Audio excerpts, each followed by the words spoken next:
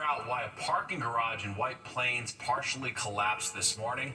More than a dozen cars remain underneath the rubble. They'll be removed when the structure is deemed safe enough. It happened on the 5th floor of the structure on Hale Avenue near South Broadway. No injuries were reported. A pedestrian is dead and two others in the hospital after getting hit by a driver. It happened on Neptune Avenue in Coney Island. Police say an 89-year-old driver was backing up when he hit the people on the sidewalk. The victims were taken to the hospital. One of them, an 89-year-old woman, later died. Two other victims are in stable condition. The driver's also in the hospital. So far, no charges have been filed. The NYPD warning people in Queens about a string of home burglaries. It's happening in Bayside and Auburndale during daytime hours.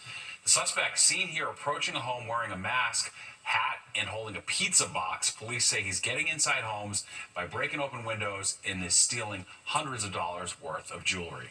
The government shutdown has entered its third week with no end in sight. For the 9th time, a vote to reopen the government failed in the Senate. A federal judge in San Francisco temporarily blocked the Trump administration's plans for layoffs during this shutdown, ruling the cuts were politically motivated. Democrats are still demanding more health care funding and the reversal of Medicaid cuts in President Trump's big, beautiful bill that passed over the summer.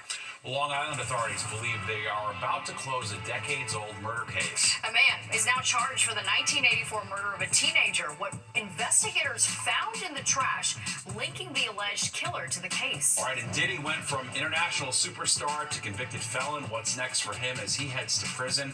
Lisa Evers going to break that down on Street Soldiers. Plus, Nick is here with a look at the forecast. Hey, Nick. Hi there, Steve and Natasha, and we had a relatively mild day, but cooler air now on the move with that little gusty breeze out of the north. So while it does chill down a little bit into tomorrow, things will warm up again pretty quickly. I'll have forecast when the 10 o'clock news returns.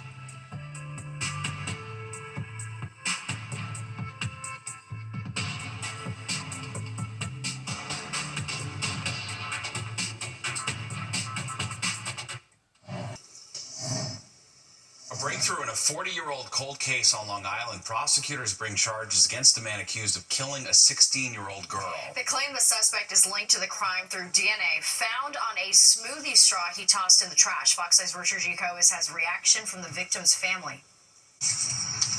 With his head down and hands cuffed behind him, 63-year-old Richard Bilodeau was led into a Nassau County courtroom where he sat and listened to the charge he now faces, a second-degree murder charge in a case that had gone cold for more than 4 decades. My office and our partners will not stop. I will not stop. We don't give up. It was back in November 1984 when Teresa Fusco went missing. The 16-year-old last seen after getting fired from her part-time job at the local roller hot skates rink in Lynbrook. Her body was found a month later near the LIRR tracks, sexually assaulted, beaten, and strangled to death. Investigators were stumped until they pegged the murder on 3 different men 2 years after Fusco's body was found. All 3 insisting they were innocent, but wound up spending 18 years behind bars. Until new DNA in 2003 proved they were in fact not tied to Teresa Fusco's murder. All 3 were exonerated, and the case went cold again. Until now. Let me tell you something, Mr. Bilodeau. It's 2025, and I got you now. Investigators began quietly following Richard Bilodeau, who was living a quiet life in Center Moriches. It turns out, though, that Bilodeau did in fact live in the same neighborhood as Teresa Fusco did back in the 80s. The crack in the case, though, came in February of this year. Investigators were able to get Bilodeau's DNA off of a straw from a discarded smoothie cup. It was a match to the sample taken from Teresa Fusco's body. Bilodeau's attorney, following the hearing, when asked if his client has a criminal record. To my knowledge, he does not, and as the prosecutor pointed out during the arraignment, he has spent the last 40 years without an arrest. But more than 40 years later, the father of Teresa Fusco says he finally has closure after all those years of heartbreak. I only loved her and I miss her. That's all I can say. She lives in my heart, as you can see. So. Prosecutors for now are staying mum on a motive in this case, but did reveal that Richard Bilodeau spent much of his life working the overnight shift at a Suffolk County Walmart. But it was back over the summer when investigators took Bilodeau in for questioning when he flippantly told them that back in the 80s, people got away with murder. He's due back in court next month. Richard Giacobbe, Fox 5 News. In less than 3 weeks, New Jersey voters will cast their ballot for governor. A new Quinnipiac poll out today shows Democrat Mikey Sherrill holding a slight lead over Republican Jack Ciattarelli. Sherrill with 50%, Ciattarelli with 44%. An Emerson College poll from last month showed the two in a dead heat. All right, Mikey Sherrill looking to replace a two-term Democratic governor. Earlier today, the Democratic candidate joined us live on the 5 o'clock news. And we asked her about what went wrong under Governor Murphy with utility prices. I think just about everyone kicked the can down the road. That's a favorite New Jersey pastime, unfortunately, and we're coming to the breaking point. So whether it's utility prices, housing, healthcare, long-term issues have not been addressed. And so here we have just about everyone, whether it's the grid operator, the utility companies, the administration, or the Bureau of Public Utilities. Nobody has addressed this appropriately. And so at the end of the day, when the rate hikes came from the grid operator, which had totally mismanaged the grid, PJM, that cost was dumped on ratepayers. So that's why I said, look, on day one, I'm freezing rate hikes and forcing people to the table. I've already had an open letter from the public utilities to say they want to meet to discuss the rate hikes so we can come up with how we drive them down. And then there's other money coming into the Bureau of Public Utilities we can use to defray that cost as we drive in massive amounts of energy into our grid to defray the cost over time. And earlier today, Republican candidate for New Jersey Governor Jack Ciattarelli appeared on Fox Business Network, and here's what he had to say about affordability. Hey, we've got a number of crises that are raging, Maria, all around the state. Number one is the affordability crisis because of taxes, electricity bills, housing, childcare, insurances. It's across the board. The middle class is getting crushed. I've put forth a very specific proposal not to raise any taxes and how to lower the income tax and the property tax here in New Jersey. And for more on the race for New Jersey governor, download the free Fox Local app to take the news on the go. All right, Sean Diddy Combs went from an international hip-hop mogul to a convicted felon facing celebrity and entertainment news. Watch TMZ weeknights at 7:30. Welcome back. Taking a live look outside. The weather is shaping up to be a perfect fall forecast. All right, Nick joins us now with the weather map, and this is the calm after the storm. We deserve this, Nick. We certainly do, and even today was nice. We were in the upper 60s, even a couple of low 70s in the area, but now the cooler air is moving down as we expected. In fact, you can see low 40s there at Poughkeepsie, 45, and Monticello, but it's still mid-50s around town, 58 at Newark, and then heading to the low 50s, Connecticut and eastern Long Island. And we're still seeing the north wind. It's a little breezy at times, 10 to 15 sustained. Some of the gusts are still going to push 20 miles per hour. Tomorrow, though, it's going to get quite windy again. We'll see those gusts get up to about 30 miles per hour. They'll be coming down out of the north as pulling in some of that cooler air in the forecast. Now, we have a few clouds out there, mostly high clouds, so we're not expecting much out of those clouds as we go into tonight, into tomorrow. Again, just sort of more sunshine coming up in the forecast. In fact, you'll see that here in our Futurecast overnight. The sky goes mainly clear. And then it'll be sunny tomorrow. But again, the gusty breeze will be around, and temperatures are going to struggle to get up to about 60 degrees tomorrow. Tomorrow night, generally clear once again, and then we head in towards Friday with temperatures that will recover a little bit. It'll still be a bit breezy even on Friday, but we'll have sunshine in the forecast. And then as we head into the weekend, temperatures are going to be warming up even more. But tonight, kind of chilly, down to 37 there in Sussex. Same for Poughkeepsie, 41 for Bridgeport and White Plains, and low to mid-40s along the coast, or about mid-40s in the city. And for tomorrow, again, the sun does return, but again, that gusty breeze putting a little chill on the air here as we only stay in the 50s to the north, upper 50s there. Midtown probably even stopping at 59 all the way to the east end, and there'll be a couple of 60-degree temps popping up in central parts of New Jersey. But again, a little recovery in temperatures after that. Friday, 62, beautiful day, still a touch breezy, and Saturday we should reach the mid-60s, and we may even get to 70 degrees again on Sunday. Steve? All right, thanks, Nick. Well, a special night for Good Day New York's Kurt Menefee. He was honored at the Hall of Mentorship Diner in Midtown. Good Day producer Alyssa Mancuso introduced Kurt and helped give him the Mentorship Award. It honors top leaders and broadcasters for their mentorship of young journalists and future media leaders. Congrats to Kurt and everyone. Very He's nice. a great mentor, He is. absolutely. Yep. Well, migrants are wondering what's next in New York City. All right, a new mayoral administration will take over in January, leaving those in shelters looking for answers. And Zoran Mamdani apologizing his message to NYPD officers while appearing on Fox News. Plus, we're on the campaign trail with Andrew Cuomo and Curtis Sliwa next.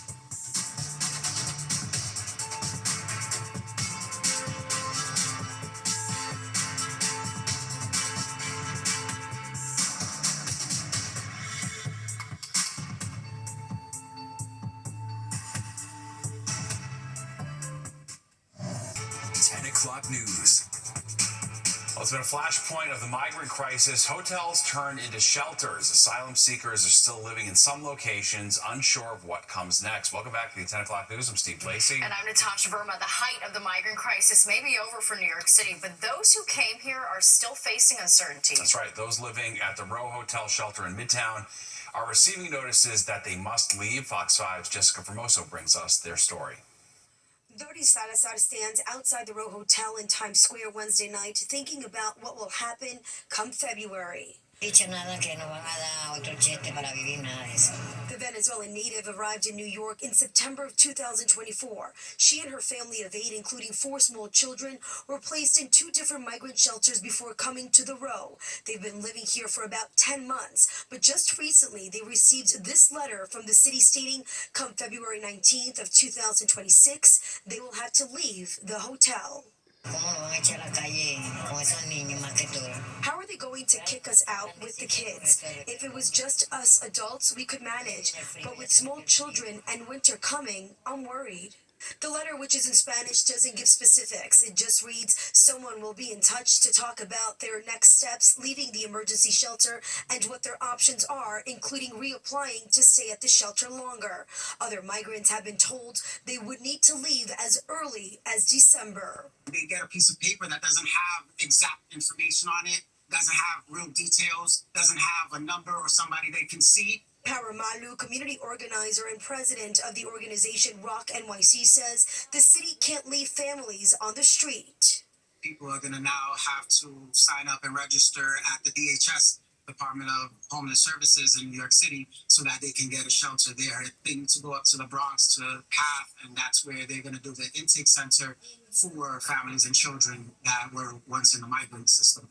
Back in January, the Adams administration announced new rounds of migrant shelter closures, citing a decline in the number of people in the city's care. The Row Hotel is scheduled to close in April of next year. We reached out to the mayor's office asking specifics. How many migrants remain at the Row Hotel? What will the process look like for those being asked to leave? We did not hear back. We also reached out to the Department of Homeless Services, who referred us to the mayor's office. A lot is up in the air. And I say that because come January, New York City will be welcoming a new mayor. So the question is, will the new mayor change any policies or keep them the same? Well, that remains to be seen.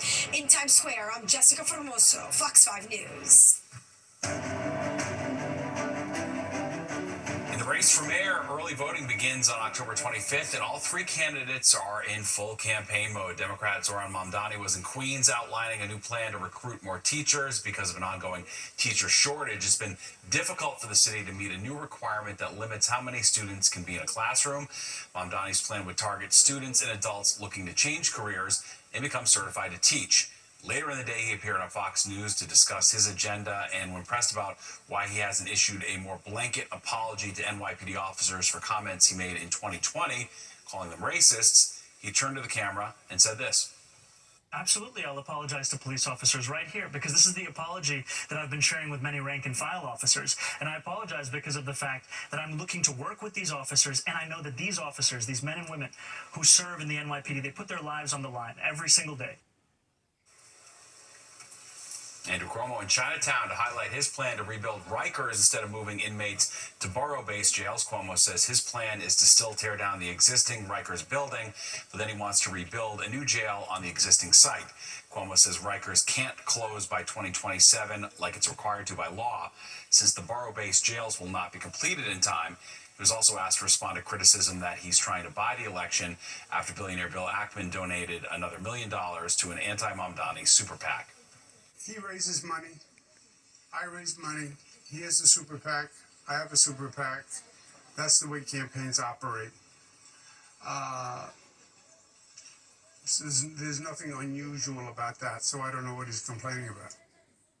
And Curtis Sliwa spoke before the Association for a Better New York today. He outlined his plan to hire more police officers to patrol the streets and subways.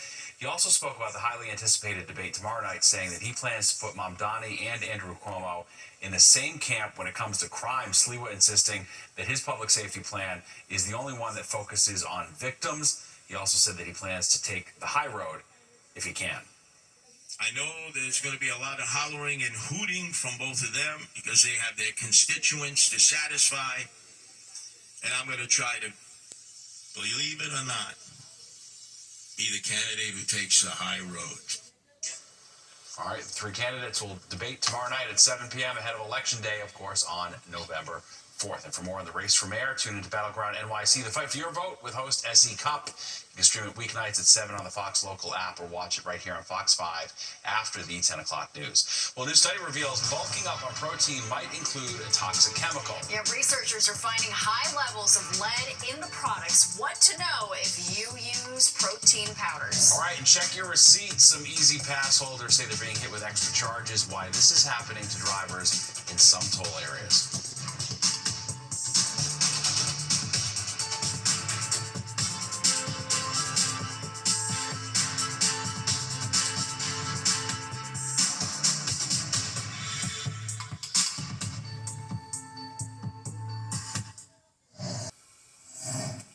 A new Consumer Reports investigation found some protein powders and shakes contain high levels of lead. 23 products were tested. The report says 70% of them had lead levels higher than what experts say are safe to consume daily. These same experts told investigators they advised against ingesting these products. Protein products don't need FDA approval. Well, if you have an Easy Pass New York commuter plan, be sure to check your receipts. Some drivers are seeing accidental extra charges on their accounts. Fox 5's Richard G. Coes takes a closer look at this glitch. Today's hit music, K104, is Scott Walker. Every weekday afternoon, Jared Galino lends his voice to a local radio station about 60 miles north of New York City in the much smaller city of Beacon. Today's hit music, K104, is Scott Walker. A sort of second act for Jared, who spent years as an on-air personality for WPLJ. This gig is much more convenient for Jared, who lives right across the Newburgh-Beacon Bridge in neighboring Newburgh. If you go over the bridge 17 times a month, you get a discounted rate. And I easily go over at least 17 times a month. But this past weekend, Jared, who normally pays $1.40 to cross the bridge with his Easy Pass New York commuter plan, was hit with multiple charges of a jarring $55 per trip 3 days in a row. Friday, I got a text alert saying I got a charge for $55 from Easy Pass. Didn't think much of it because it could have been a replenishment fee. Then on Saturday, I got an alert that I got a $55 charge. And then on Sunday, I got an alert that I got a $55 charge. It turns out Jarrett isn't the only victim who is getting overcharged on their Easy Pass statement. The New York State Bridge Authority posting this apology this week, thanking those who pointed out the errors on their toll statements. It admits there was an issue with the commuter plan program and that people are working to get this resolved. The post was met with a flood of comments from users who had similar issues to Jarrett. One person claimed she didn't notice the error until she was out more than $300. It's a paycheck-to-paycheck world, so to be out $150, $160 kind of hurts. In a statement to Fox 5, the New York State Bridge Authority blames an outside vendor, saying in part, quote, the New York State Bridge Authority was recently made aware of erroneous billings related to the NYSBA commuter plan made by our outside vendor. We are working closely with our service provider, the Easy Pass New York Customer Service Center, to correct the issue. The moral of the story is check your charges. I mean, an automated world is great with all this auto deduction, but sometimes things slip through. The New York State Bridge Authority also tells us that its commuter plan program is available on its 5 authority bridges in the Mid-Hudson region for New York and New Jersey Easy Pass customers, offering them that reduced toll of $1.40. They just have to make those 17 trips within that 1 month. Jarrett says he makes at least 25 trips a month and that he's still waiting on that $165 refund. We're in Beacon, New York. Richard Giacobas, Fox 5 News. Well, the grocery receipt is getting smaller, but the prices just keep growing. So how does New York City stack up against the rest of the country when it comes to grocery store prices? We've got the results next. And Nick is here with a look at the forecast. Hey, Nick. Hi, Natasha and Steve. Temperatures heading down tonight. Some 30s even in the suburbs and 40s in Midtown. A chilly Thursday, but a warmer weekend. Forecast in the 10 o'clock news returns. Without the work of New York City's agencies, your city would look like this. But because your agencies deliver for you, a record number of new homes have been created. Streets are safer with crime down citywide. And there's a brand new universal after-school program for our kids. That's how city agencies are delivering for families, making this the very best place for yours. New York City, delivering for you, every day, everywhere. New York's often described as one of the most expensive cities in the country, and a trip to the grocery store can take a bite out of anyone's wallet. But a new study reveals food prices here aren't actually that bad. Fox 5's Jennifer Williams has the receipts. The cities where Americans spend the most will surprise you, as NYC isn't even in the top 10. Well, what we found in this study is that grocery prices are still high. It's a 25% increase since 2019. And while earnings haven't risen at the same rate, what we're finding is that some cities groceries are less affordable because it's taking up a larger percentage of people's incomes. A new Wallet Hub analysis of 26 common grocery items across 100 major cities reveals an interesting finding.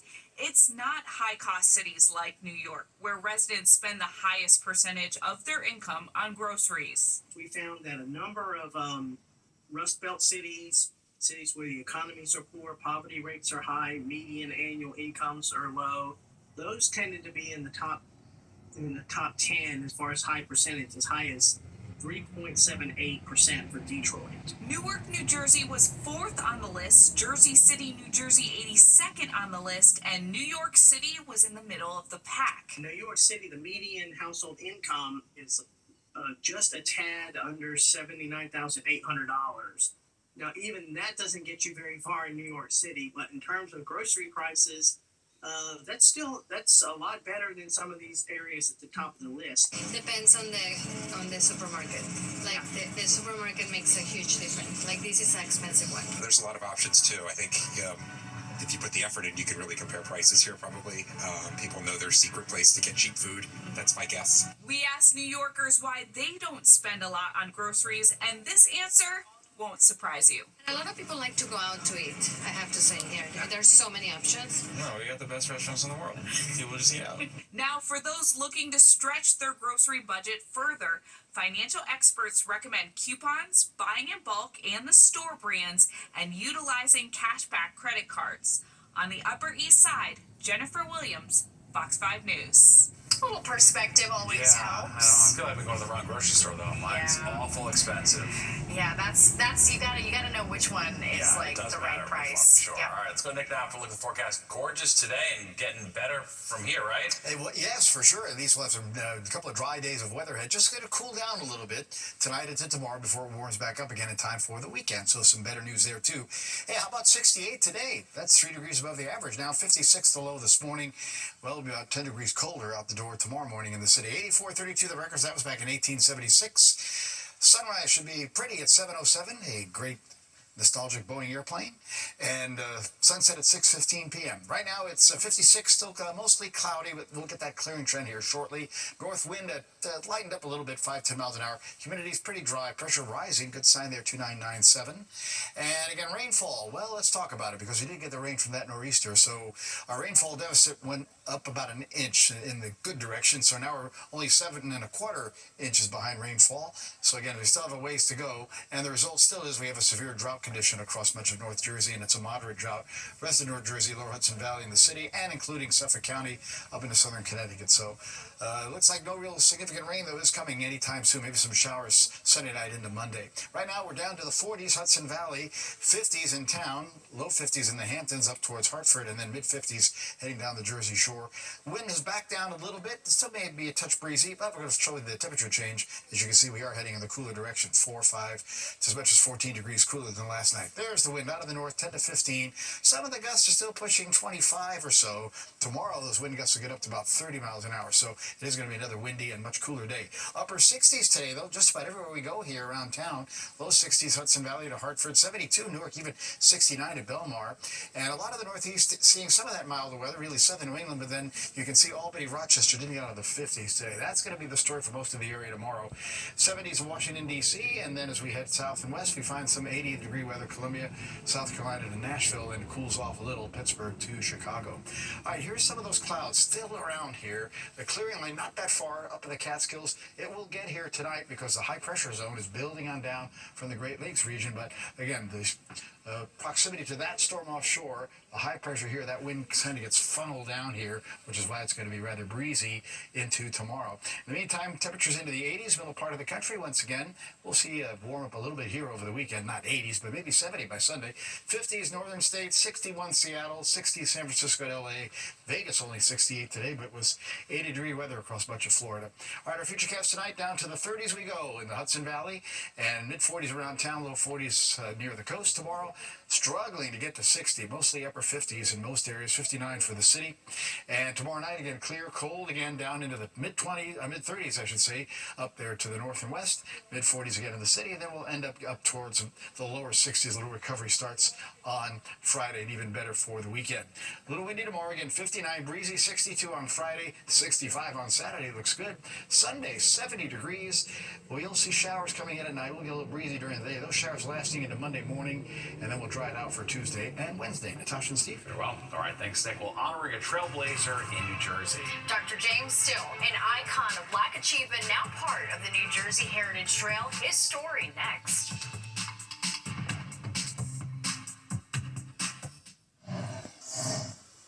A new historical site is now open to the public, joining a list of locations that are part of New Jersey's Black Heritage Trail. All right, Dr. James Still was a pioneer of medicine in the 1800s. Fox's Shannon Ferreira takes us to the ribbon cutting in Burlington County.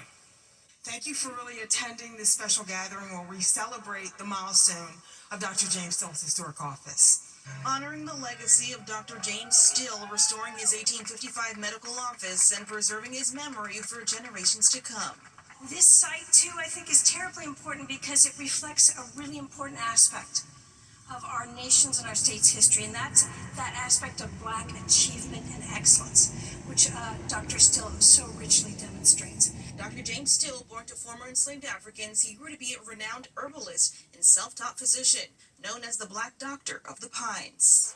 This property, restored to its heyday, a relic of Dr. Still's enduring story, sitting along Church Road in Medford, now considered a protected historical site, part of the Black Heritage Trail, thanks to several partnerships forged with the State of New Jersey Department of Environmental Protection. Next year, as you might have heard, rumors that we will begin the commemoration of our nation's founding 250 years ago. And it's more important now than ever before to proclaim with a strong voice that Black history is American history. Dr. Still's office is a place that will welcome all to learn more and take in this important part of American history. It's been a long vision of ours to see that this milestone occur. The restoration of Dr. James Still Medical Office. A vision forged in large part by the Dr. James Still Historic Office Site Association.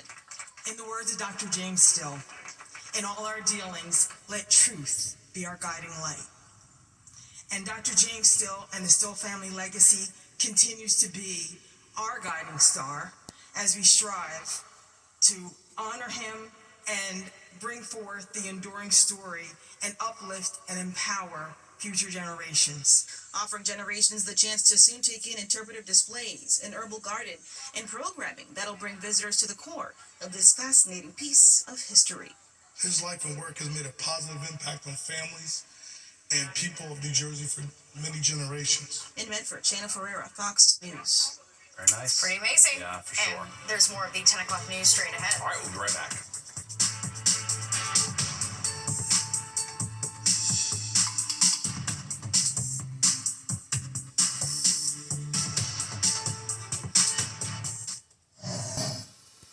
The Saks Fifth Avenue Holiday Light Show is coming back next month after taking a break last year. The show will return November 24th on Fifth Ave, right across from Rockefeller Center. Saks says to expect a dazzling, state-of-the-art show where the lights will dance to a curated medley of uplifting music.